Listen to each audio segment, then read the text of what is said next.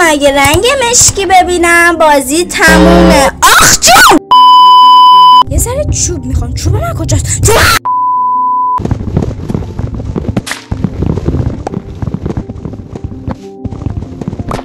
آبی آسمان چه غمگین است، قلب من سنگ ساده.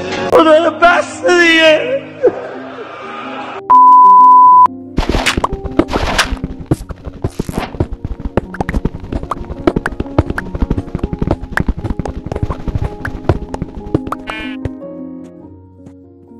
اوه اومدیم به قسمت خطرناک داستان.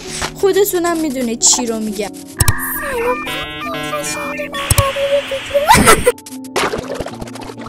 این زندگی دیگه به درد نمیخوره.